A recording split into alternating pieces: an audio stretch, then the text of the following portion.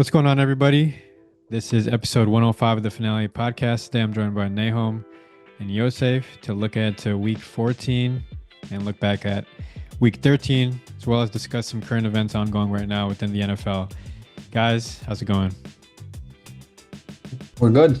Doing Good? good. Glad to be on. Great part of the NFL season, so excited to talk about it. Oh yeah, I'm doing well too, man. Blessed to be here.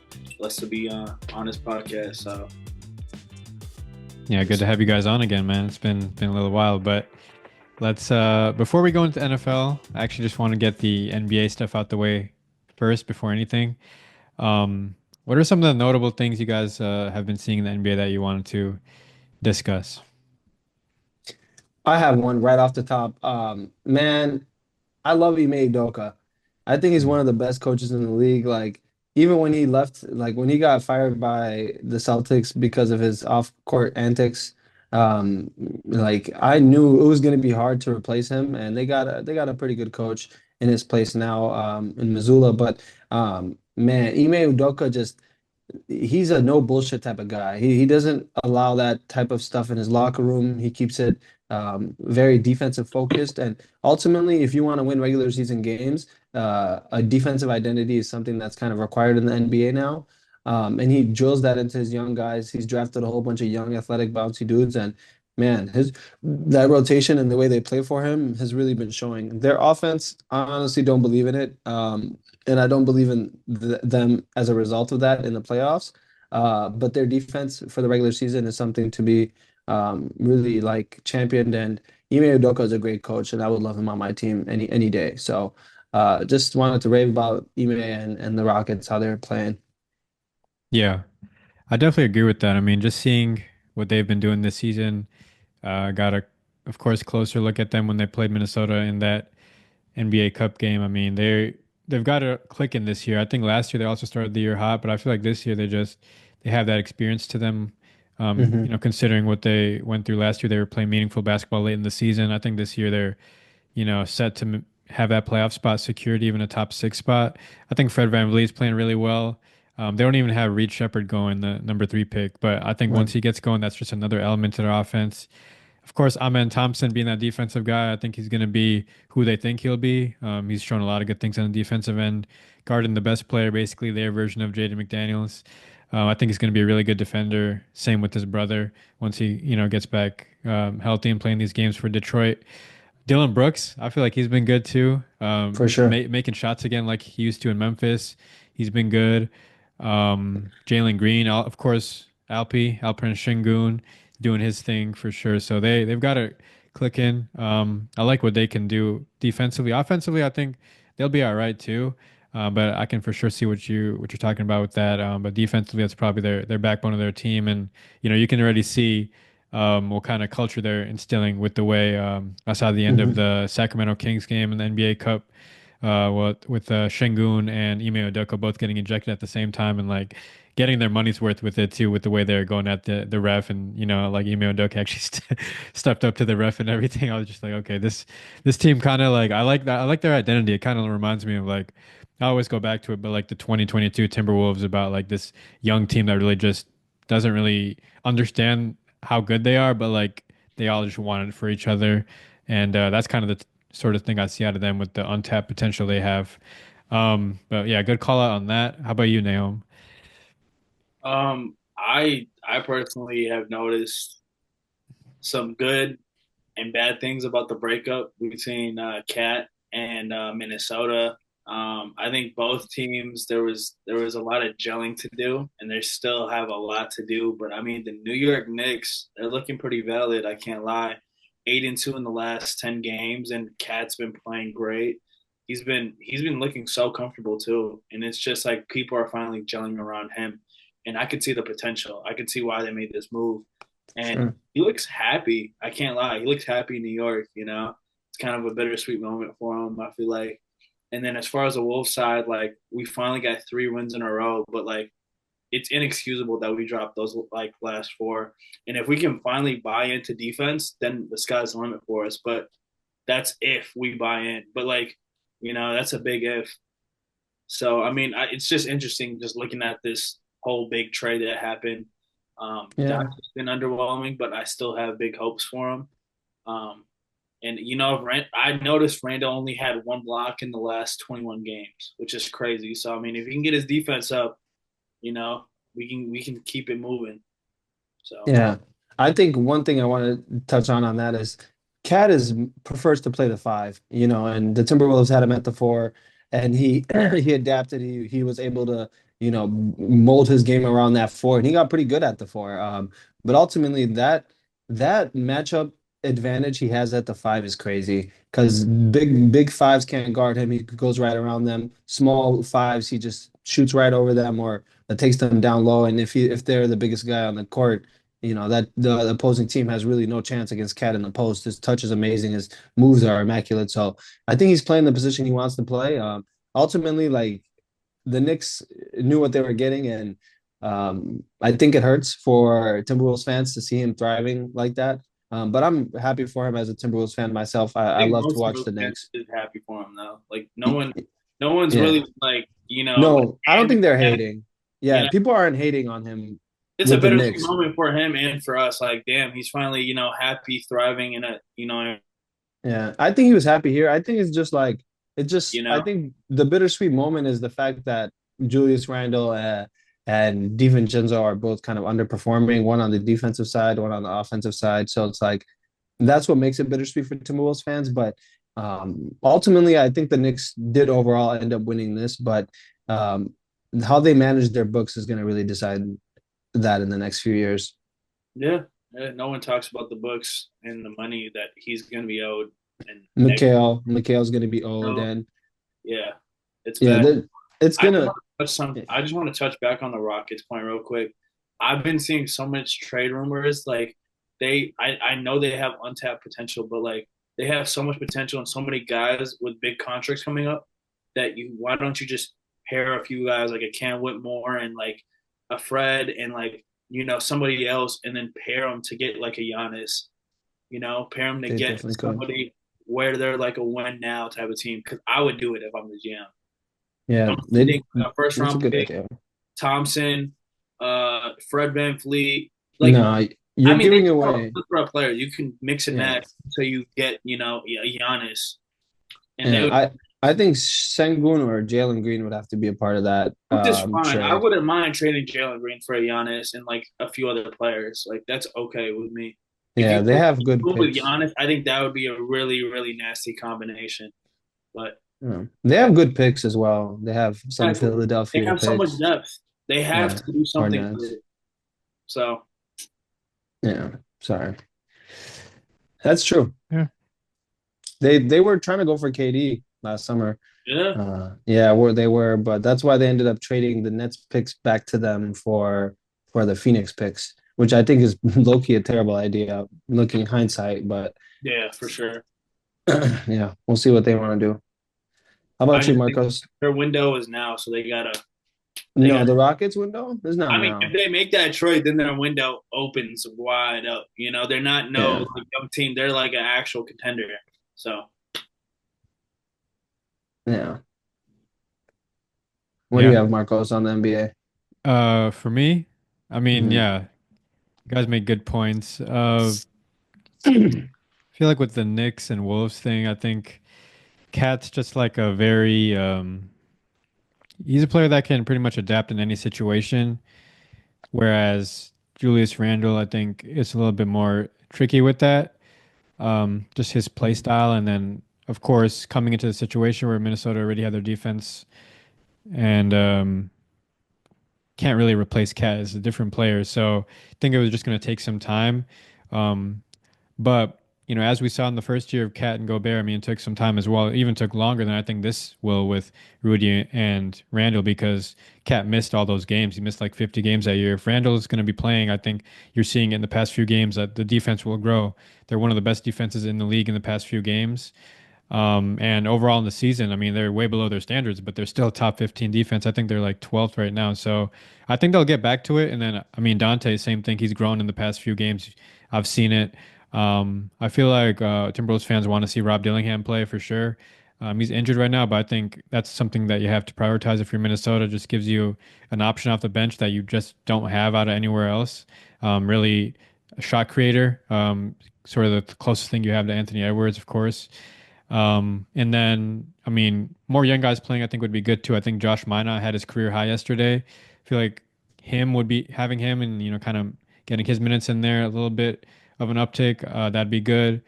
And then, yeah, Rudy Gobert. I feel like he's also kind of dropped off a little bit, but we know he can get back to his defensive levels.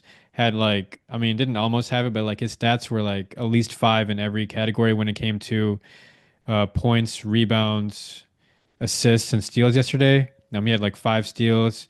So, I mean, Wow. could have easily had a triple double, and then, it kind of looked like he could have had a quadruple double, but I mean, that's obviously very hard to do. But his numbers were pretty around the place, getting steals. He only had one block on the night, but had five steals. So it just kind of shows he was getting back to those DPOY levels, which is always good to see for the Timberwolves defense. Jaden McDaniels struggling on the year. Of course, with the cat trade, having to rely on him a little bit more to contribute offensively. That's not been coming, but hopefully, like defensively, you can, at least be that guy for us. But, it's a lot to pay for a guy that's just playing defense. Hopefully, he can get his offense going, especially the three-pointer. Nas Reed had some concerns with him. Of course, trading Cat rely on Nas Reed a little bit more. Wasn't really showing up, but I think last week or so he's definitely shown up on that end of the floor. And then you can clearly see Mike Conley's a very vital piece on this team. Whenever he's been missing games, you just see okay he's not there. You really don't see guys knowing what they're supposed to do, which is still crazy to see with how long he's been here and everybody kind of not knowing how to really operate. We've had lineups where when he's not playing, Dante starting at the point guard. We've had lineups where Nikhil starting at the point guard. So I think it's just a learning curve for everybody. But for sure, I can see this Timberwolves team hitting their stride later on in the season. But first few games, just being like a 500 team, first 10, 20 games, I want to say it was, as concerning. I think they're a game above 500 now with this winning streak, beating just strictly LA teams, which is cool to see. But hopefully that just continues because, like Nahum said, those losses in the early part of the season kind of showed you like they were those old Timberwolves losing those unacceptable games to like the Spurs, Raptors, Trailblazers. Don't want to see that moving forward. But what has been promising though is they've been competitive in literally every single game they've played. I would say even the Boston game. So I think there are some promising signs. But like when you come off a Western Conference Finals appearance, you don't want to see this drop off. But I think it was just inevitable. It even shocked the Timberwolves head coach Chris Finch. He was saying he didn't expect it to be this much of a transition, but I think that's just inevitable. Like the Timberwolves, remember, transition going from the 2022 team to the 2023 team. I mean, they were a seventh seed with that 2022 team, and then an eighth seed when they made that big trade. Like that's Right. just kind of shows you what the NBA is all about. But whereas for Cat, I mean, like dude, Cat, I already knew, like you said it, Yosef, like him being at the five and like that pick and roll, pick and pop with Jalen Brunson and everybody else. Like he's a add-on to what they already have. It's kind of a luxury to have him. Uh, it's different when you add a player like Julius Randle, who's just offensive centric piece. Defense is not really his thing, but he's having to play this vital role to continue that Timberwolves identity on defense. But yeah, we'll see what happens moving forward. And then last thing I want to say, Anthony Edwards, hot start to the season. Numbers have dropped off a little bit, especially his three-point shooting numbers, but the Timberwolves have been winning. So I don't really mind that at all, but I'm sure people will like bring that up and say we need more from Ant. But I think as long as the team wins, I don't really mind what he does. Like we don't need him to be this, you know, this whatever James Harden like 2017, 2018 type of player for us. We just need to win games at the end of the day. And as long as he's that playoff riser and steps up in those moments like he has done his whole career, I think I'm really perfectly fine with that. But yeah, definitely need more from Jaden McDaniels for sure. Jaden is disappointing, man. Yeah. I think also it's like they're trying to like force him to be a spot-up three-point shooter where they could use him in a similar role as like Aaron Gordon. He's freaking 6'10" with a 7'2" wingspan. Like, you know what I mean? He can catch lobs, run the baseline, cut. Like, I think they need to emphasize Chris Finch needs to emphasize that part of his game a little bit more instead of just having him post ups. Like he had 140% from three season, and now he How do just you do sticks it that in the with corner. Rudy and Randall on the floor and Aaron, and like you know what I'm saying? Like there's not enough space for that. There really is though. Like cutting is something that actually is like it's like strategically done and like well timed. It's very doable even with like Randall pounding and Rudy at the dunker. You know what I'm saying? Yeah. Yeah, I mean, I feel like he's like Randall's this type of player that just like, he commands so much attention when he's, doing his ISO stuff and he does a really good job of finding those shooters in the corner, wide open shots. Like all the time, he always finds these wide open shooters. They haven't been hitting. Like Jaden has been hitting. Of course, Dante most of the season has been hitting. I think getting McDaniels in the paint for sure would be effective because he's actually really good in the paint. Like he's able to rise up over players and just even create off the dribble and go into the paint and just like have those hang time shots where he just stays in the air longer than the other person and gets those shots to go. He's really good at that. So I could definitely see that being something that they could continue to try to find for him. But I don't see them stopping, his 3-point attempts. Because I mean, every like when I'm thinking about the small forwards we've had over the years with like, Torian Prince, you know, Jaden McDaniels, of course. That was 4 years right there. Here's Last my four problem years. though. These Like these guys these guys are shooters, so it's like I think that's Yeah, just what you command and expect out of them. And on top of that, I mean, it's completely different build than Aaron Gordon. Aaron Gordon's just like this bigger body, for and sure. the reliance we have on Jaden on defense. I mean, it's like I don't know if that's his role. I think he's just grown into this role since his rookie year. He just hasn't been as good as a 3-point shooter that he once was. So I think it's kind of hard to kind of completely change his role, but like definitely could see him feature in the Just paint more. a little bit Yeah, more. Yeah. just a little bit more is what I'm asking for. You know. my Yeah. thing is like his best 3-point shooting season was average, if anything. And like I would be No, I thought he shot 40%. regardless, dude, like I would be damned to watch another playoff game where they leave him in the corner with Luca or somebody who can't defend and he can't make them pay at all. He has no bag. If he I, does Facts. it again, like I don't understand like why we like I understand we have him for defense, but the dude fouls out every other game. Like give Low me a break, key, dude. I'm low sorry, key. but like I'm Nick tired. Keel's doing a better job at Jaden McDaniels Yeah, yeah, and he no, than deserves the money. Jaden Nikhil. He is. deserves the money because he can run point guard too, and he can shoot. He cannot run point guard, but he He can can just run. He can. He's a ball handler though. Like yeah. He gives you that option, but I would say like Jaden. I mean, well, like what you want to see from him ideally is like what the Timberwolves saw in those playoff games against Phoenix. I think it was game two where he had like 25 points and he was making those shots, and then attacking off the dribble where like, once he's making those shots, it's very hard to guard him off the dribble because he's so long and everything like that, and he can just get to the rim with ease. And Mhm.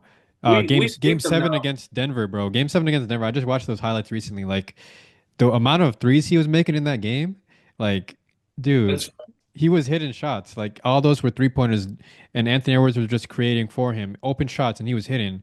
He literally gets open dud shots against every Dallas game. though.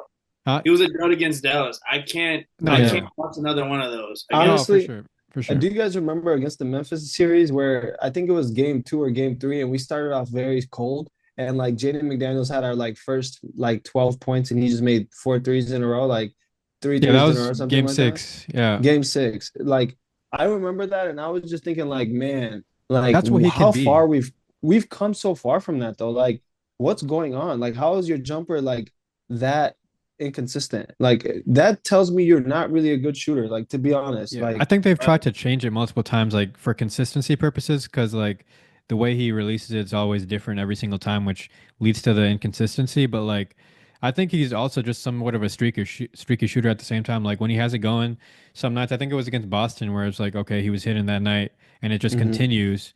But it's just like, yeah, I think it's inconsistent, so it's not really his game. Like, it's not what he does. But I mean, that's what Timberwolves fans would ideally want him to be outside of the defensive guy, because it's like you're getting paid all that money, and he's seen as this vital piece of the Timberwolves' future alongside Ant and Nas. So I don't want him to just. I don't. I think he's more than just a strictly like a defensive player. Like he has offensive talent, Yeah, and he has even a he bag can make he can make shots. We've seen him make shots, but it's like off the much. dribble.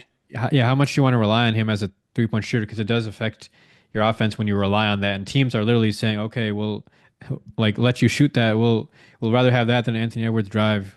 So think it's just it's tricky. I think he eats in games where it like other than that game 7 game against Denver, like he will pop off when the team is damn near has it under control. Like he's never been the type to like carry the team on his back ever. I just gave you an example. Okay, Game other six than Yeah, against. that he time, has. He dude, has. That okay, He was a I has. get it. big. That was a That's big fine. game. Even in regular season games, like let me Yeah. see something. Let me see you ISO and like in a Honestly, quarter. Let yeah. me see He just something. needs to do better. He just needs to Yeah, be more consistent. He just needs consistency. to execute. It's as Yeah. simple as that. And Like, like defense, you guys keep saying he's a defensive guru. The man is fouled out No, every no, no. other game. I'd say yeah. this year definitely has dropped off defensively for sure. Even And last that's year, yeah, he was. Even last year, I last watched year as him well. drop off. I think yeah, but like he was an all NBA player defensively last year. I think it He was was getting cooked by Luca and he was Kyrie. getting He put was a most. I non-factor. mean, so was Ant. So it's just like I think that series was just like I don't really think it was reflective at all of who the Timberwolves are. I think they just got fatigued, and Nikhil Alexander Walker just stopped hitting threes too, which was a vital part, low key vital part of who we were last year. So I think that that series was just like it is what it is. But I feel like Nikhil, I mean Jaden, like I just want to see more from him, and kind of like show Timberwolves fans that like not that he needs to prove anything, but like this is who like we can look to and like be okay with moving forward as a vital piece of this team. And on top of that, I mean, the way he's playing, like you can't definitely can't trade that contract. So just gotta hope that he improves as a player, you know, because he's still young and still learning things. But like I just don't think he's ever gonna be like a Brandon Ingram or you know like those sort of players. You know, I don't think that's him. But Unfortunately, I just want to see him, you know, make some shots. You know, I'd settle for like a Jeremy Grant. You know what I mean? Like just Yeah. hit some yeah, shots. yeah. Yeah, I thought he Honestly, should be a Brandon Ingram. I watched his tape in high school. Like I thought he I he's, thought he, was. I thought he yeah, was too. he had a bag. So it's like Yeah, I think it's a confidence issue too. I think it's a confident. He just doesn't. Honestly, I was watching his, it just watching his body language and stuff. Like, I don't know. Like he has like a chip on his shoulder. You know what I mean? Like he has something in him that makes him like want to be a great defender. And like, there's a chip on your shoulder that needs to be there to really be a good defender, like he has been. But like, I don't feel like he really cares. Like he doesn't care. Like I don't know. There's like a lack of urgency within his temperament, not even within his game. I'm saying like a larger temperament issue, which I don't want to speak on someone's temperament and I but feel like he thinks he gets the you know the not a good whistle. Let's say. Yeah, I think I that's agree with that too, though. I think yeah, refs really just call him on anything because he's so just kind of lengthy. like what Like, Cat experienced in Minnesota.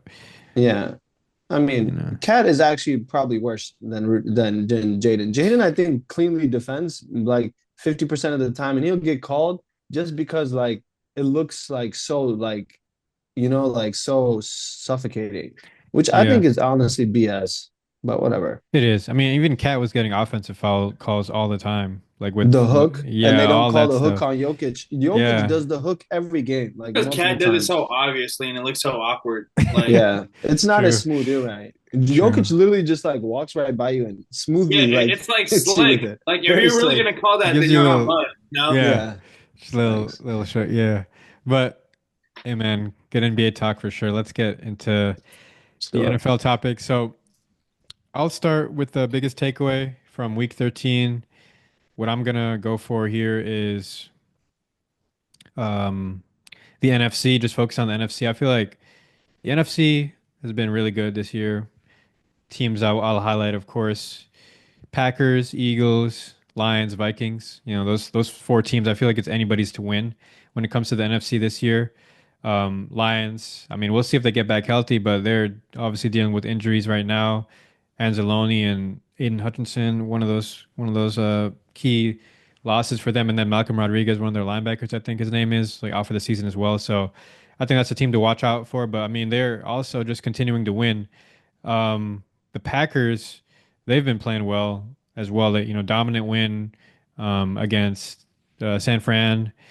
Forgetting who they beat last week. I think it was San. No, they beat the Dolphins last Thursday night. So I think they're a team that's kind of picking up their momentum, and we'll see. Obviously, recording this on the Thursday night game against the Lions. We'll see if they can pull it off on the road. But they're a team that's kind of sticking with it, making this NFC North especially tough. And then the Eagles, I mean, they've had statement wins. Uh, Last week, I mean, you know, of course, a lot of people made A lot of talk about the Justin Tucker missed kicks.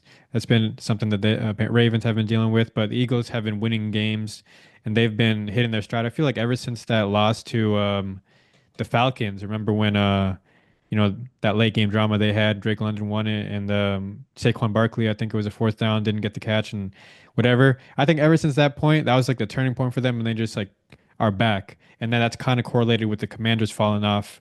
So the Eagles are again one of these teams at the top of the AFC, I mean NFC as we've come to experience, and then the Minnesota Vikings are kind of this wild card that's just like who, like, are they really legit? Are they actually like going to be a team that is in this conversation? Their record shows that they are, a top team in the NFC, but are they really, on par with these other teams? I feel like they just aren't seen as that team. The Packers have, the pedigree. The Lions, of course, championship contender last year, and then the Eagles, of course, went to the Super Bowl a couple years before. So I think the Vikings are just a team that kind of has that chip on their shoulder, something to prove. And I feel like just with the growth of their defense, they're not this team that's just offensively focused. I mean, this is a team that's um, defense has made plays all year long. Two interceptions last week against Kyler. Justin Jefferson's numbers haven't been the best, but that's correlated with the rise in play for Jordan Addison, T.J. Hawkinson. They've been playing really good, and then Sam Darnold, of course, has just been a surprise all year. So it's like NFC, I think, is just anybody's to win. Any team literally can do it because all these teams have good offenses and good defenses. So I think that's what it comes down to.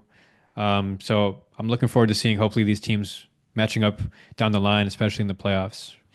Yeah. I want to have a discussion. Great point right there. I think there's a lot that run is going to be interesting. I favor the Eagles a little bit in that whole clusterfuck, but um, I think the Vikings are a little slept on. But I think it's because of Sam Darnold. Frankly, that's really the key tilting point. But what I want to talk about when we talk about the NFL last week is, and this is more of a discussion. I don't really want to go on a long soliloquy, but what's going on with the Bengals? Is beating the Bengals a good win? Who beat the Bengals? Um, Steelers. the Steelers in the shootout. Oh, is beating the Bengals a good win? I think in some ways it can be because that means your offense has been playing well, but again, you're playing against a Bengals defense that is bad. So, uh, I think it is a good win though. I think it shows that your offense is on Yeah. par. Yeah, I guess. Okay. I think. It What do you gave think, Nahum? us a check mark, like okay, because everybody doubted the whole offense, and like For the Steelers? they drop at 44 points, like it gives them a Yeah. check mark, like okay, we can do that. You know, Hmm. Mike Tomlin has never had that quarterback where he can just go ahead and throw 40 points on the board. Ben Roethlisberger. Defense and Kenny Pickett and like You whoever, just got my big man whoever down. like he's been trying to Disrespectful, do. man. You Yeah. So just you just disrespected a goat, though. what do you mean? How? You said he never had a quarterback. Ben Okay, Roethlisberger. Ben Roethlisberger. I'm sorry, I love Ben Roethlisberger, but I'm talking about in the last like 5 years, Yeah, ever I since get you. all of a I sudden. get you. Yeah, Yeah, yeah. you make a good point. I think it is like a good like checkbox that like okay, we can actually also win as the Steelers. We can also win by blowing teams out. Like we can go into that shootout mode. Um, I just think it's a little bit of a like a false I don't think that's actually a reality. I don't think that the Steelers can go into the playoffs and go toe to toe with offenses like the Chiefs, Bills, Why not? and They've showed you. uh, because the Bengals defense is not worth anything. Okay, we can go through the wins that they've won Yeah, with Russell Wilson, and they're pretty it's impressive. yeah, they are. Don't get me wrong. This is not. I'm not trying to like. This is more on the Bengals being a poverty franchise than it is about the Steelers' ability to go far in the playoffs. I think that's another discussion that may or may not have. But ultimately, I'm just really like every week someone beats the Bengals and it's like, oh, they beat the Bengals and they'll consider it a good win. And frankly, like yes, the defense is bad, but why do you pay that much for a quarterback and wide receiver duo that can't take you over the top? Like, They're not even paying for the wide receiver yet. thank you. Like, you know what I mean? Like, and me, this is more of a criticism on Joe Burrow. Like, are you really like that? Can you really overcome a bad defense? Like we've seen other quarterbacks be able to do, like a Josh Allen in the regular season, like a Patrick Mahomes in the regular season early in his career. Like, It's not even on Joe Burrow. It's on ownership. It's on literally like they have yeah, the cheapest amount. Like they're not going to get any type of player to help them. So it's right, literally you put like a decent to average quarterback. You put Sam Darnold on the Bengals, they will be a laughing stock for years. I'm sorry, I'm not right, gonna throw shades at Sam Darnold, but I'm just saying sure, Joe Burrow keeps him relevant because he's that. okay, okay. So you're saying he doesn't deserve the blame for this season at all? No, dude, get him a decent defense and get him, an actual run game and pay his receiver like Hmm. any other team, I and hear he's you, but up when there. you're getting paid 50 mil a year, I think there's an expectation that you can rise above and at least be a 500 football club. Like He's that's literally having an hmm, MVP season. He's not in the MVP because of his team record. If you throw up the stats right now, he's having a crazy stats. Like that's yeah, his career. for sure. He is having crazy stats, but it's like empty calories what we were saying about Kirk Cousins for Nah, years. that's not empty calories if his team lets him down. His kicker let him down multiple times. Like Okay. his defense has let him down multiple times. The coaching has been such for years. I Like think I do want to blame first and foremost the ownership and leadership, the GMs there. that's fair. That's the Power number percentage, one. they get most of it. They get most of the blame. The defense, obviously, they get the blame because that's the part of the team that hasn't been enriched with assets. But honestly, it's just like I just I can't see a quarterback that good having such a bad season. Like it just you can't get a couple wins. Like maybe the AFC is just that hard, and that's it. I don't know. It's Yeah, winning the NFL if you don't got a it's reliable it's yeah, it's difficult. I mean, they've been on in all these games, but I think Yeah. um, they've offense has also made some mistakes at times, but I mean they've been largely positive this whole year. Um, I think it's just when it comes down to those tight games that they find themselves in many times, it comes down to execution. Sometimes they just don't execute. I Right. think that's what it comes down to, and it's unfortunate, but I don't think it's entirely reflective on I mean, it is a quarterback-driven league. It is the quarterback, the face of the team. It's Joe Burrow. I get it, but I feel like other teams definitely have better resources around them. Hmm. And they once had that early on in his career. They had a defense. They had a defensive line, front seven, secondary. But now it's kind of like we don't. They don't exactly have that. I mean, they still got those personalities, but it's not the same. And I know they had a defensive touchdown last week, but still, it's just bottom five defense in the league according to the stats right that I'm seeing right here. So uh, I don't know. Going back to your earlier question, I mean, it just depends on how you look at it because the Steelers did score 40 some points, but that might just be an anomaly or something because that's just one of the worst defenses you can face. But yeah, long term, I mean, they just got to make some decisions. I think what really helps is not paying too many guys on your offense, especially if your team's not ready to contend. I feel like you should be paying the top players. I think Burrow and Chase are a priority, and then the others, you just gotta, cut your losses at that point. Even when it comes to like players that you think should be paid, like a T. Higgins. 'Cause I feel like, the Minnesota Vikings are a good example of like when they were just so tied down to Kirk Cousins and all those contracts, they just really couldn't build out their team. And once they saw that these guys aren't, worthy of it based on their output, you just gotta let them go and then just be like, okay, this is even if they are doing their thing like Daniil Hunter did last year and Kirk Cousins did last year, it's like, are we winning games? And if you're not, like, you just got to like let them go and prioritize bringing back the players that need to be brought back.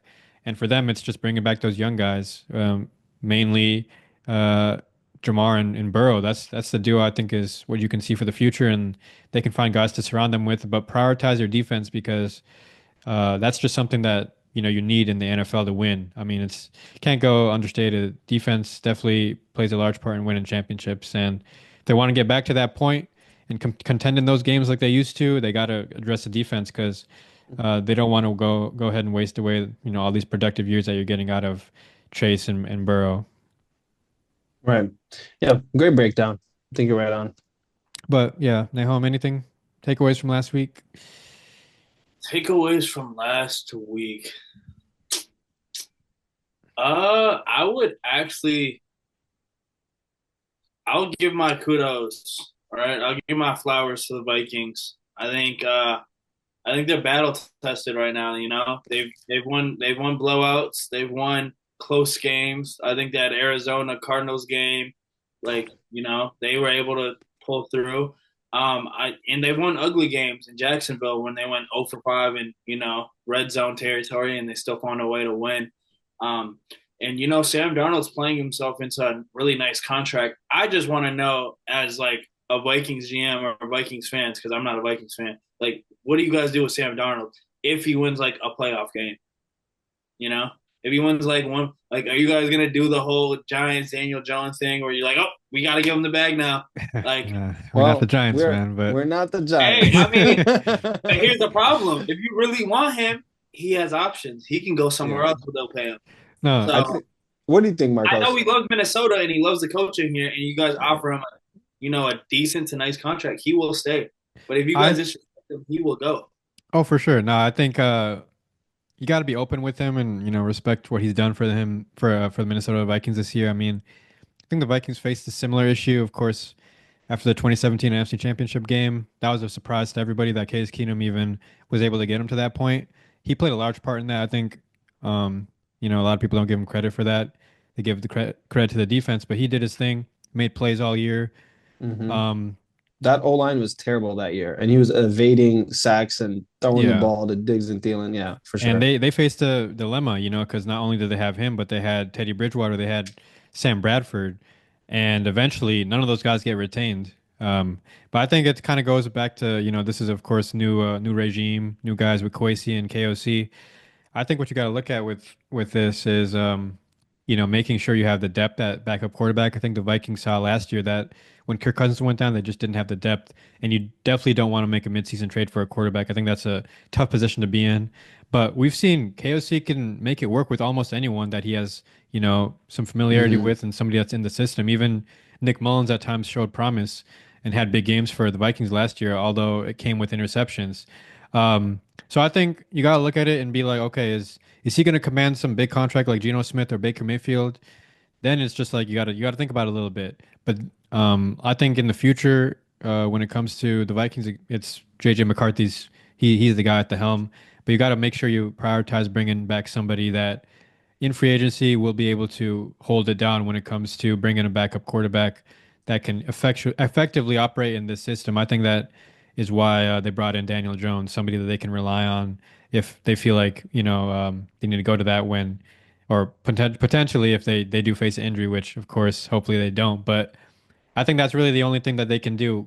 Sam Darnold, he's had a tough career based off his experiences, and definitely want to make sure he gets what he deserves. And I think there are some teams that will throw that at him.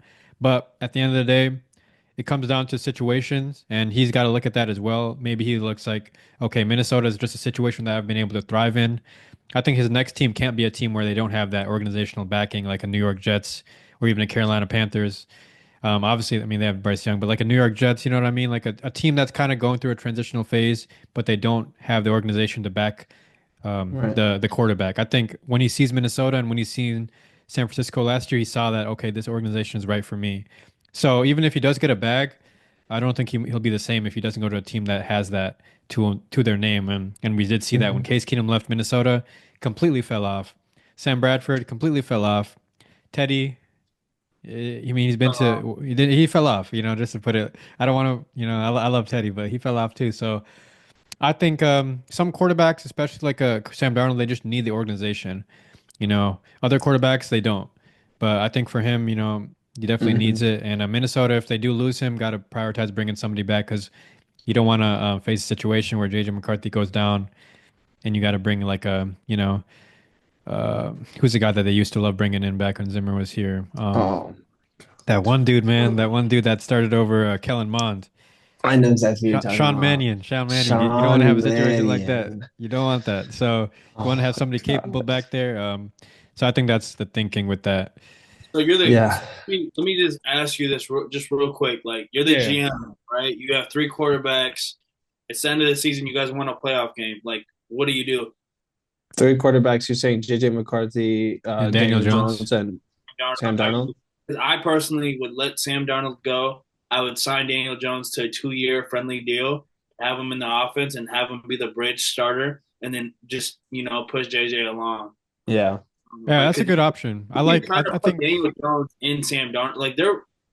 I personally think Daniel Jones is more talented than Sam Darnold, but that's a whole other For sure. For sure. conversation. With KOC, I can see Yeah. where you're coming from. Yeah, but like, what would you guys do?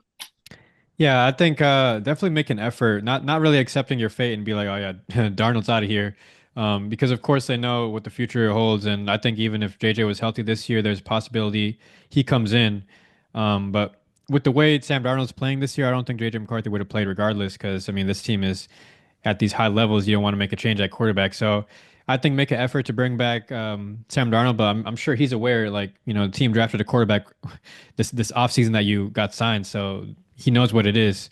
But also, I mean, he's got to take care of what he got to take care of. So I think make an Yeah. effort to bring him back, just like the Vikings did with Kirk Cousins. If it doesn't work out, it doesn't work out. But make sure you have the depth to make sure you're still in a good situation. Yeah, I think we started this conversation by saying we're not the Giants. It's a great way to end this conversation as well, because ultimately, if we win a playoff game, what we're not going to do is sign Sam Darnold to a 30-40 million dollar contract a You'd year. be surprised, man. The Giants have Huh? definitely done that. What I think, honestly, it's really nice that Daniel Jones chose the Vikings, and I think he chose the Vikings when he had options with San Fran and other teams, is that he saw the Vikings, he saw our quarterback situation exactly how we're looking at it, and he sees Sam Darnold, he sees JJ McCarthy that's recovering off of ACL or whatever that leg injury was. He knows JJ McCarthy is going to come back next year. He's going to participate in camp, and he's probably be ready and healthy for that year. But that's his rookie year, essentially, his freshman year. He's going to be redshirted for, I would say, some part of camp. And ultimately, I think that's the better way to play it, is by easing him in a little bit lighter. He's a not to mention he's a rookie, like a first year, but also that he's coming off an injury. So it's like putting him as the number one starter with no backup outside of Nick Mullins. I mean, yeah, Nick Mullins. I don't think that's gonna work. So I do think we need to retain one of Sam Darnold and or Daniel Jones, and I think the smarter choice would be the more talented guy who's already received a paycheck that needs to re up his image, So I think we could get Daniel Jones on an affordable, team friendly 2 year deal. As for whereas Sam Darnold, we can let him prosper and grow and go somewhere else and get the 30 million Geno Baker bag, which I think he's capable of getting because he has the arm talent and the skills required for like a Geno Smith and Baker Mayfield, like we mentioned. I think Baker Mayfield's way better than those two, but he can get that type of money. Whereas Daniel Jones, he won't command that type of money again until he refreshes his brand. And I think he sees the Vikings as an opportunity to do that, and that's why he ultimately chose us to come to as a backup. To come here as a backup in the middle of the season. So what I expect to happen is Sam Donald will go ahead into free agency, get his 25-30 million dollars a year. Daniel Jones will resign with the Vikings for 20-25 mil, maybe 15, and we'll go from there. He's still getting paid by the Giants, so shout out New York. Those are solid points. Those are really solid points. I just want to say, like, when do you guys start JJ McCarthy then? Because it's getting really dicey to the point where, like, you guys are saying, oh, we can ease him back in, we can take our time, but it's like we're watching Bo Nix have a fucking excuse my language, a really nice season. We're seeing like Jaden Daniels have like a MVP s type of season before, a few weeks ago. Like we're seeing these rookies like knock off a lot of rust and they're looking very comfortable. You Mm-hmm. put JJ McCarthy in like midway through second season, and it's like the growth and development, is not going to be where the other guys are at. Which It's okay. Everyone has Yeah, their own path. it doesn't matter. I mean, I think that doesn't really matter. Like we said, we're not the Giants. No, I'm just playing. But but like look at the Falcons. I mean, people forget like their backup quarterback's Michael Penix. He's already oh, old, Kirk needs to and be benched. That's a whole nother topic. He Kirk needs needs to to be. You get to said the Kirk needs start. to be benched. Oh yeah, one Okay, thousand percent. well, anyways, Michael Penix, he's like 24 or 25 at least. So I Yeah. mean, I mean, they're everybody's path is going to be different. Jordan Love, of course, there's plenty of quarterbacks that just haven't played from day one, and plenty that you look back on and be like, okay, they probably shouldn't have played right away. And then there are the guys that like do work out. like Jaden Daniels, like Bo Nix. So I think it really just depends on the situation, and the Vikings are in a situation where these other teams, like the Commanders and the Broncos, they aren't, and the Bears too, like they aren't in that situation where they have this luxury that the Vikings have, where they can, employ different quarterbacks and prioritize development of their younger quarterback. The Bears, they're desperate. The Commanders are desperate. The Broncos are definitely desperate. So, luckily for them, that those guys have worked out. But we've seen in the past plenty of times, most notably with the organization like the Cleveland Browns, where they put in these young quarterbacks in terrible situations, it doesn't work out. So, I think it just depends on organization, but also depends, like I'm saying, with these young quarterbacks that have to play right away, like the Giants and Daniel Jones, like um, you know, you guys are a little bit more desperate in that situation where when you win a playoff game, like, okay, this might be our next Eli Manning or this might be our next franchise quarterback. We have to hold on to him. The Vikings had options when they had to lose quarterbacks like Case Keenum. Like we had options. You guys are just like, I mean, we have something good. Why lose it? So it kind of made it a little bit more difficult. So I can see where teams that don't have a tradition of having these good quarterbacks, they have a little bit more urgency to sign somebody when they just feel like they hit the nail, or whatever, hit the head on the nail or whatever the saying is. So I feel like the Giants, a situation like that, like if the Jets had a good quarterback that was young, I mean they'd pay him right away. So it's kind of like depends on the organization because some organizations, the structure of it allows for these young guys to sit back and develop. Some they just got to throw them into the fire. So,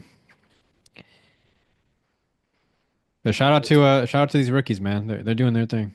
They're balling for sure. Bo Yeah. Nix. Yeah. Yeah, they're I, all I, they're all doing their thing. I think Offensive we rookie of talked the year about gonna Bo be tough. Nix. Yeah, we talked about that last week. Yeah, but yeah, man. Let's get into the topics for today. A couple of topics. First one, Texans linebacker Azeez Al-Shaair, of course, had that late hit, what they call the late hit on the Jacksonville Jaguars quarterback Trevor Lawrence. I believe that's ended his season as a result, Whoa, if I'm not is that right? mistaken. If I'm not I didn't. mistaken. I'm not sure. I'm not sure. I didn't hear anything about Yeah. that. But Let me just confirm because of course I don't want to make any scandalous. I swear I thought I saw that. yeah, it'd Yeah, probably ended be his better for the season. best. Likely ending his Wow. season. Yeah. So that ended his season, that hit.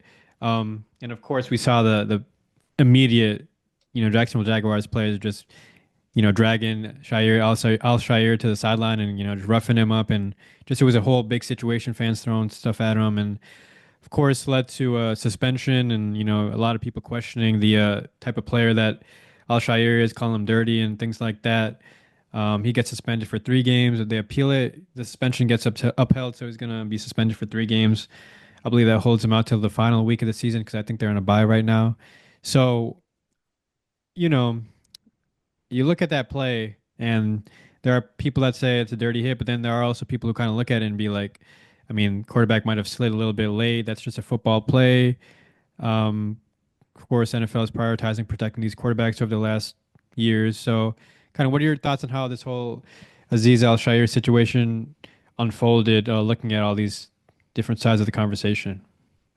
You know what, man? Like, what really sucks is I'll show you. Like, his gameplay is rough and it's aggressive, but that is what is required to be a good defensive player in the NFL. It's a hard, aggressive, uh, hard fought game, and you can't take your like leg off the gas. You have to continue to put the metal on the pedal, or else you will get out. I mean, someone will be more aggressive than you. Essentially, what I'm trying to say is, and the issue is honestly, I think there needs to be a rule um, against late sliding. So if you're going to give yourself up as a quarterback, I think it needs to be clear and that needs to be enforced. If you do a little hesitation or try to pick up an extra yard, it just be you have to be willing and understanding that you will have to fight for that yard just like anybody else when you become a runner. So for me, I think the right thing was done because you need to set a statement. You need to make a statement on that side as well that hits like this to a quarterback is just unacceptable. But ultimately, you can't just leave it at that, or else events like this will continue to happen. I think you need to make it clear to quarterbacks that if you hesitate, you will get a flag thrown and it will be 15 yards against you. So that's what I would propose. But It's a delicate situation where defenses are supposed to be aggressive and trying to take the teeth off that cat is just not going to work well. I agree with everything you're saying. But I mean, as far as him being suspended for 3 games, I totally agree with it just because of him personally. Um, Right. he's had a history of like dirty plays, dirty hits. He's had this history with the NFL. And then you just factor in the whole like him afterwards trying to fight the team. He had to be escorted by police. Like it's just a horrible look, and it's like he takes out a franchise quarterback for the season. I mean, the season was pretty much done for anyway, and he was Hmm. already on like shoulder management or something. But like just the fact that he was able to like he could have stopped himself too. Like he went full on, like he made sure he felt that. So I mean, that was dirty. And then how like his history ties into how he acted afterwards, and he was basically crashing out like on live TV. He crashed out. And yeah, he deserves to get penalized for that. I do Yeah. agree there needs to be a fine line between sliding and actually like, not hurting the quarterback. There definitely needs to. And Tom Brady brought up how like he doesn't agree with the call because quarterbacks slide late all the time and it's tough to tell and there needs to be more, what he basically said about what you just said, Joseph. And I agree with that, but at the same time, like personally, that play right there and that player, that was dirty, and he deserved. Yeah. I do think that was dirty, but I think it's like I think I heard what Tom Brady said too. I don't know if I agree with the sentiment Tom Brady was giving was I don't know if it's the same that I'm giving, but ultimately It's similar. I think it just needs to be clear for a quarterback that like if you run and you opt to slide, you're opting to give like there's no gimmick in that. You know what I'm saying? They need to take away the gimmicky aspect of that. It's if you slide, you will slide. That's it. You have to commit to the slide and you'll be done there. If not, you will be treated as a runner. Period. Yeah. Point blank. I think that needs to be more It's clear hard to tell clarified though. by the Sometimes huh? it's Yeah. hard to tell. It is hard to tell, but you need to give yourself up. And if there's no debate about quarterbacks giving themselves up when they slide, defenders won't feel like, oh, he might be trying to get me, and they won't be as aggressive. If it's a slide, slide. But That's Trevor okay. Lawrence was already sliding, and he just went No, shoulder up. no, Trevor Lawrence Loki was like trying to finesse a little bit. But ultimately, it's not just I gotta rewatch it because it didn't look like that to me. It looked like he gained an extra yard, and then he was like right when he was sliding, like dude already was already like shoulder yeah, right helmet already. Like I it was. think I think he pursued as he was beginning his sliding motion. right. So I think it's just like that's like the tricky area of it, you know. It's not like he just was on the ground for a second and it just like boomed him. Like Right. you could see like, you know, it's not like he was all the way fully done with the slide when he hit him. Like he was going down and, you know, that's when he like cracked him. But like um it is definitely one of those things that just I think needs some more clarity on. I feel like what Yosef was saying about when you're out there, you're a runner. So I mean, when they're not letting up and you know they do try to get those last few yards, I mean it's kind of like tough on the defender, like because you got to make sure it's even, you know, evenly called and evenly the rules are even for both sides. I mean, defense already have enough to deal with all these hits that you know that get called for intentional like unnecessary roughness.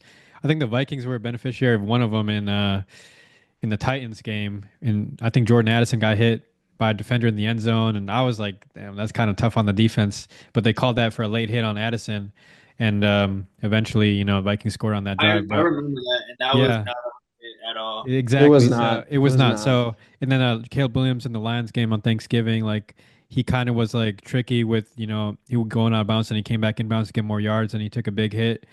He said, Cracked. yeah, and then he was like, he said some comments about it post game where he was just like, yeah, I'm not even going to comment on it. But you could see he definitely didn't agree with it. But I think it's just, it's on these quarterbacks. They got to understand like you're a runner. You got to learn how to slide. You got to slide early. You got to know that you're not just untouchable out there.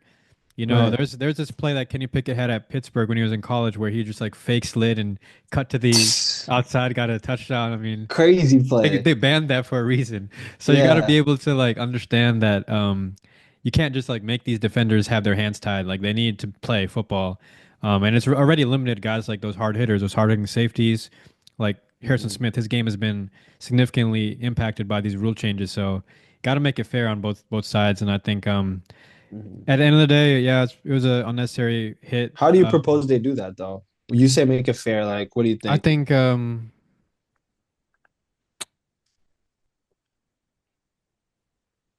it looks so bad in real time, but I feel like on that play, like if they feel like if referees deem it as like a late slide, you don't call anything on it. You can't penalize the offense for it, but you don't call anything on it because it's a late slide. I think you just got to make it fair, and it's referees kind of have that viewpoint on it, or if they feel like it is a thing that they can call in real time, but they can also look back on the review and rescind that call. I feel like Hmm. that's something that they should look to. I don't know if that's already thing they do is like changing flags, but I think that's something that they should do in the future for things Hmm. like that because in real time it looked very crazy. Like I mean, like when the players see that in real time, I'm sure they'd be like, "What?" And then they just drag in Al-Shaair and doing all that stuff. But at the end of the day, like teams are going to defend their quarterback. I'm sure. I'm not Rightfully sure. I'm, so. I'm sure the coach of the Jaguars, Doug Peterson, was backing his quarterback, but just like D'Amico Ryans was backing Al-Shaair, because Al-Shaair's never had a suspension, never had any ejections. So like, Like, I had to move real quick to see if I was frozen. oh, all right, am I good? Yeah, Yeah, you're good now. All right, but yeah, Al-Shaair's never been suspended or been ejected from games. So largely, I mean, you guys mentioned his reputation. I mean, he is an aggressive player, but he hasn't been called for anything like that. So we saw the GM of the Texans, Caserio, and head coach D'Amico Ryans comment on it. So I think it's just subjective at that point. But yeah, I feel like gotta make sure these defenses can also play the football that they grew up playing. And of course, prioritize quarterback safety and all that stuff. But this is just an unfortunate situation Yeah. that Once you, yeah, yeah, came about. once you tuck it and run, man, it's just you're not like you can forget about your quarterback protections. Like, Yeah. you know what I mean? And I do think there needs to be something on like quarterback should not be able to slide, dude. Once you run, you run. Like, no sliding. Anyone could slide. It's just like a running back's not going to slide because that's some pussy shit from a running back, like, yeah, but I feel like but also yeah, I think it's easier to determine when you're out of bounds going out of bounds because like then when right, you're on the white lines and you hit him hard, that's a clear penalty. right, In the field of play, it's just like right. when you see it in real time, all those stuff they all look crazy. I think Teddy Bridgewater when he was a rookie, if you guys remember, he took a crazy hit from LaMarcus Joyner when he was That with the was Rams. that was dirty Bro. though. That was Yeah, but clearly dirty. it's just like when there's so many events, and Justin Fields always dealt with this in Chicago, where you have those late slides, and then you just get cracked like that, and your head just gets like boomed. It's just like, Right, damn, you're playing hard out there, and Alshire is definitely an aggressive player, so it's like, what do you want him to do? Just like say, oh yeah, take this easy first down, like right. it's tough. So it's like if you're gonna be a runner, you got to accept what comes with it. Facts. I do think that like it just like there needs to be something that's enforced that essentially says that like if you are gonna slide, there can't be any gimmicks to it. There can't be any foolery. If you're gonna give yourself up, it needs to be a clear give up. You know what I mean? And I do think quarterbacks see the idea of a slide as, or like even the idea of going out of bounds, they see it as an opportunity to get one up on the defense. That mindset needs to be completely filtered out of the NFL and out of the offense's mindset. And the only way you can do that is by penalizing something that is pretty subjective, like so the referees, it's going to be hard to make that rule, but ultimately, like if a referee senses that you're being indecisive about going out of bounds or sliding, there's a flag on offense, because you're ultimately putting yourself in harm's way, let alone like, yeah. So it's I hard. agree with what you're saying totally. Yeah, I just think like to fix that issue, like if they had a play where they could just resend flags, and go to quick booth review and just check it over, like I don't think we would be having this problem no more. but in slow mo, I think oh man, it's so hard because in slow motion, everything damn near looks weird. You know what I mean? Like, But I mean, they can especially in the look at it NFL. like But you can there's tell, you NFL can tell, recall. you can tell in slow motion that also like if it's a late slide, and you can look at the Yeah, intentions of the defender too. But it sure. also it also looks worse in real time for sure. I'll agree with that. Everybody kind of can see that. Yeah, But if you can also see in real time like Aziz, like with what happened to him, it's just like he committed to his hit when Trevor Lawrence wasn't he fully on the committed. ground. And there's Yeah. definitely players like I remember the Vikings were kind of letting against Kyler Murray, of course, like he slides a lot, and it was just like their players choose to let up when they see Kyler Murray coming to them because they know Kyler Murray's gonna, sit down and he's gonna slide. But then there are quarterbacks that just kind of try to get that extra yard and know that they're trying to get that first down, and then it's just like, all right, I'm gonna have to hit you. So I think it's just it's tough on the defender with all these rule changes, but you got to find a way to balance it. Yeah. But booth reviews would definitely help. Hmm.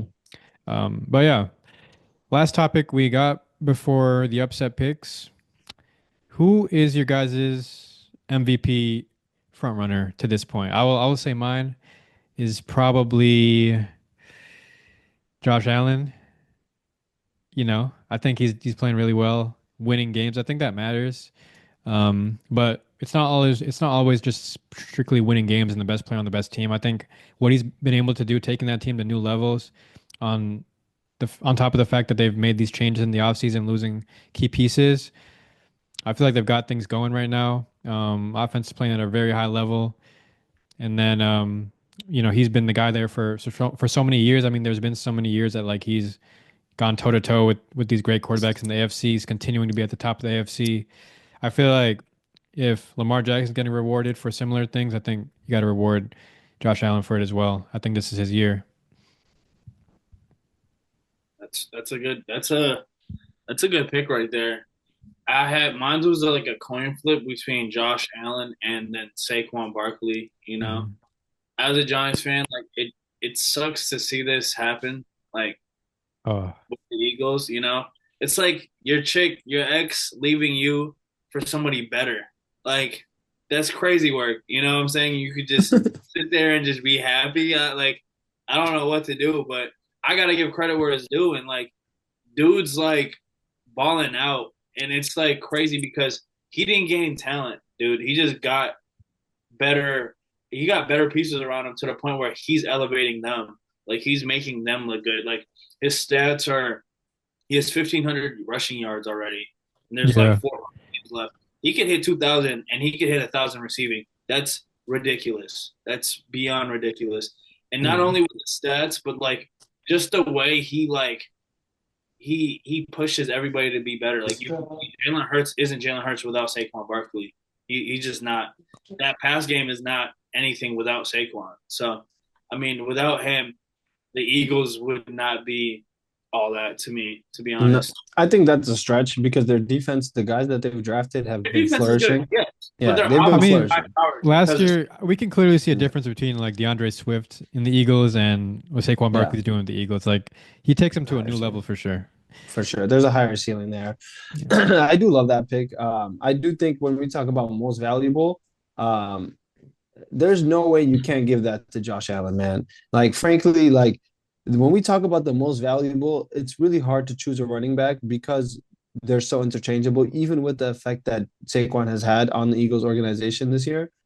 When you talk about a quarterback, we talk about the most important position on the field. And then on top of that, you talk about a top two, three quarterback in the league having one of the best seasons in the league, leading his team to have one of the best seasons in the league without a number one wide receiver.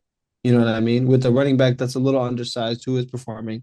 So it's like to me, when I see this, like the run that Josh Allen has been on, this is the type of team that I wish he was surrounded by even before. Like a guy like Diggs actually just takes too much attention away from what should be happening, which is a spread offense. Everyone getting the ball sprinkled around by Josh Allen, So I think ultimately him beating the Chiefs was kind of that stamp on his season that he needed. I think Lamar is actually having a similarly good season when we talk about he has three and Lamar has three interceptions and all three of them are his wide receiver's faults. How it bounced off the wide receiver after it was throwing on the numbers. So like the Ravens, if they were doing a little bit better, without a doubt, we'd be talking about Lamar Jackson. But the reality is their defense stinks. It's not on the same level as their offense, and it's letting them down. And ultimately, when we talk about MVP, that's what we look at.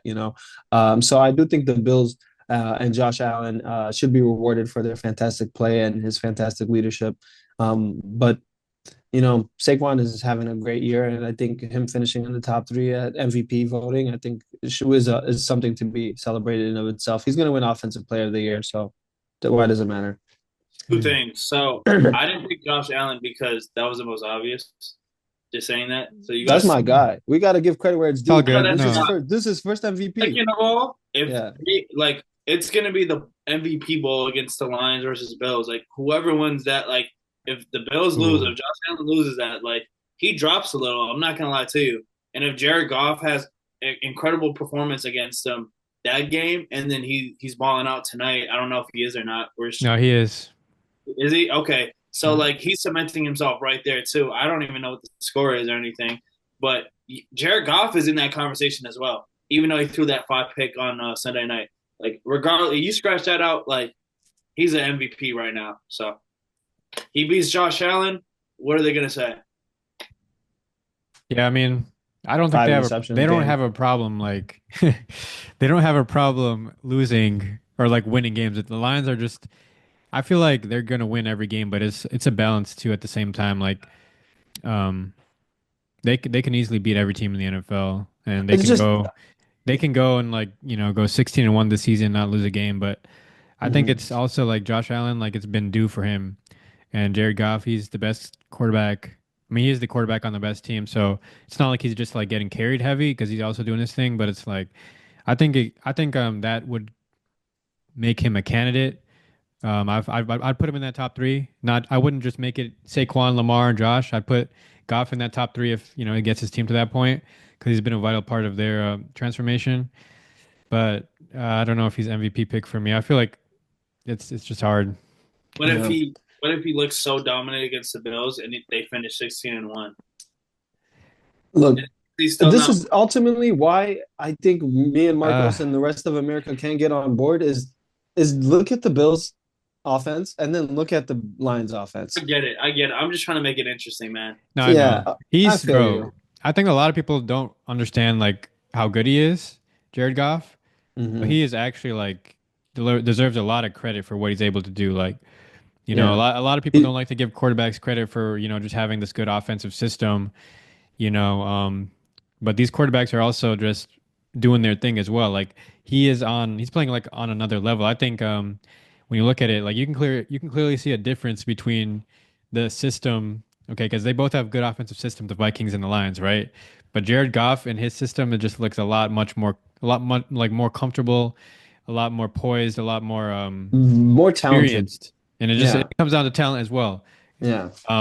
And like that's what he's showing, and he's been showing that he's been to a Super Bowl, he's been to a I think the talent NFC around both teams is Championship. about equal, though. No, I'm saying his talent. His He's more talent. talented than Sam Darnold for sure. Come He's on. more talented. He's no, Nahum was talking about the talent around them is equal. Oh, oh, Yeah. okay. I mean, sure. I'm talking strictly about like them as This quarterbacks because quarterback. we have to look beyond that because they both have good systems and a large reason why they're successful. But he has Ben Johnson, Darnold has KOC. But I think as a player, like he's a very talented player. He deserves credit for their success. And it deserves to be, highlighted as one of those MVP candidates. Yeah. On when you look at it, and you look at these other quarterbacks, Lamar Jackson, and you look at Josh Allen, I think those guys are just like I don't want to say they're more vital, more valuable, but they're game changers. I think that's what makes them different. And so is Saquon Barkley.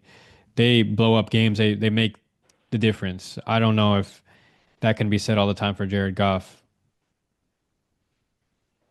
Yeah.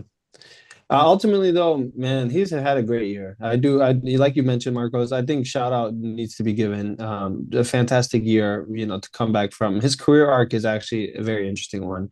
He made a Super Bowl with two different teams. I'll also say, like, when you look at like from a fan perspective, I think that also plays a part maybe because, um, or like just a media perspective as well. Like when you watch Josh Allen, Lamar, and Saquon, they just are more pleasing to watch on the eye, I would say, than Jared Goff. But when you look at the numbers, I mean, his numbers might just be they might back it up as well that he deserves to be in that conversation ahead of those guys too. So I think that also plays a part in it. Um, but yeah, I don't know. I think that that can show that like there's going to be some bias in this award voting for sure. But it's just I think politics is always been a part of sports, so it's gonna play a part for sure. I think Josh Allen, and with his what he does highlight plays. I mean, we saw that what he did what against who was that team? He had like a lateral from Amari Cooper, was it? Yeah, that was in the snow game last week. Yep, yep. And then there's these highlight plays that these guys make. I think that's just like, they always talk about those MVP plays, or in college they talk about your Heisman moment. I think those guys have a collection of those. Saquon had that big touchdown versus the Ravens last week. I think that's just like, I mean, Jared Goff, and I'm just watching these highlights here, he just operates the system so well and he just does his thing. And his numbers are going to be great because of it. But I don't know if that's just what the NFL would see as an MVP. Mhm. Joseph, you said that Jared Goff has been to two Super Bowls with two different teams. Yeah, right? No, I'm he's saying, not been. Was he not with the Rams? He never made the Super Bowl with the Lions yet, but Am I tweaking? Did he not make it to the Super Bowl last year? no, He it's made it to the the AFC. He made 49ers, NFC he made it Championship. to NFC Championship. Yeah. Ay, ay, ay. All I think good you're though. foreshadowing for this year, though. I like it. Yeah, low Yeah. key, low key. I think that will happen. I don't know why I thought they made it to the Super Bowl last year, but obviously not. But you know They what I blew think it. actually though? He's having um like fudge, I forgot the name. Last year someone had a year very similar to um it's like a Brock Purdy year, but that's not where I was going with this. So we can just move on to the next topic, frankly. All right. So last topic, upset pick of the week. Um, I'll go first with mine. I will say the pick for me is going to be the Bears plus 3.5 underdogs against the San Francisco 49ers. They just dealt with the Christian McCaffrey news. He's going to be out on IR, potentially ending his season, considering where they might be at the end of the IR term. And the Bears are in their first game with interim head coach, their former offensive coordinator who took over from their other offensive coordinator who got fired early in the year. So he's been moving around. But their offense has looked good over the last few weeks. I think this can be a turning point game. Their defense has been playing pretty well of recent, I would say. And I think they just have a lot more momentum and a lot more reason for me to be optimistic about that I can see them win this game. But again, the 49ers are, luckily they still have a chance in their division because the division is, average. I think a 500 team is leading the division or above 500 by a game between either the Seahawks or the Rams. But I think while it is vital for them, I feel like the Bears, this could be a game where it's just like, we always talk about teams when they undergo these new situations. The first game under a new interim coach, they just, play crazy. They play amazing. And I think this is a game where you can kind of see it all go together. We've seen flashes all year long from the Bears, and we've seen so many moments, but I think this can be a game where they put it together against the 49ers team that's not been, at their, peak levels. Definitely not what they've reached last year, of course. So I think the Bears are going to be my upset pick for sure. Nice. Yeah, before I go into my upset pick, I just want to talk about all the buys that are happening this late into the season. Yep. This has to be an unfair advantage at some point. Like the Vikings had their buy in like week 5 or something. You know what I mean? Like it's so crazy that teams are having a buy right now going into the final stretch into the playoffs. Like that is super unfair. Like I don't know. But in general, my fantasy team is struggling because of it in the first round of the playoffs. So that's my real motive behind bringing that up. But am I tweaking? Am I No, am I I mean, bugging? I think it is randomized. I feel like some teams prefer early buys. Some teams want to have that late season buy for, that final stretch of the season. But I think it is unfortunate. Maybe you're motivated by your fantasy team that you're seeing these guys like the Houston Texans players and Baltimore Ravens players not playing this week. But I mean, it is what it is. I think it all kind of works out randomly. Some teams it benefits more than others. But I don't Yeah, really don't think buys have a whole lot to play in terms of competitive advantage. right. I think they might just because of this late into the season. But is this new? Has in week 14 having a bye? This is something that's happened before. Okay, Definitely maybe. since they've extended the season. Okay, okay, maybe that's what's taking a little getting used to. But this week in my upset pick, I'm falling again for the Jets. The Jets are playing the Dolphins division game. Right? I think they're in the same division. I No, might they're be wrong not. about that. No. I'm just kidding. They Um, are. okay, thank you. It's, It's them, Patriots, and who's the last team? the Bills. Jacks. Oh, the Bills. Okay. Um, so yeah, honestly, man, I've been hating on the Dolphins for a little bit since Tua came back. I think they are playing pretty well, but um, um, I just feel like the Jets barely lost that game last week, and they can bounce back and win. Um, but they're really playing for their own prides at this point, and I think that has something to do with them almost getting the win last week, but almost don't work out in the NFL. So, this spread was just a lot bigger than I thought. So they'll probably cover the spread, probably not win though, frankly. Jets, Dolphins. Yeah, And I I think mean, the Dolphins are favored by 6.5. yeah, the Dolphins are desperate. I mean, they're 5-7 right now. They got Tua back, but it's like, how many more wins or losses can you afford if you want to be a wild card team? Right. So it's definitely a thing that they're going to be a little bit more desperate for. So I'd be surprised, but it's a good call out considering how the Jets played in Seattle last week. They hope. I'm probably gonna have to go with the double upset on this one, but I'm probably gonna have to go Rams over Bills this weekend. Um, just for the simple fact, I think the Rams season's on the line right here. Like if they don't win this game, like their season's pretty much done. They're on the bubble like of playoff berth, and like the San Francisco 49ers are reeling and Seattle's reeling a little bit, and like they have to keep up with Arizona. So it's like they know what's on the line. They're getting a little bit more healthier offensively and defensively. So I mean, I could see them. I think they're coming off. No, they're not coming off a bye week, but I just have a good feeling that they're gonna try to pull this through. I think the Bills are gonna be a little lackluster, and they're gonna be, the like, they're. I don't think they're gonna be all that this week. I don't. I just have a gut feeling. I have that feeling that the Rams are gonna pull through. So Put down the haterade. I was so what? like, he was about to say, he said, I thought you were going to say the Bills are going to be the Bills. I'm like, what does that mean? Yeah, I had to stop myself Yeah. I'm like, what does because the that Bills are mean? good. Yeah.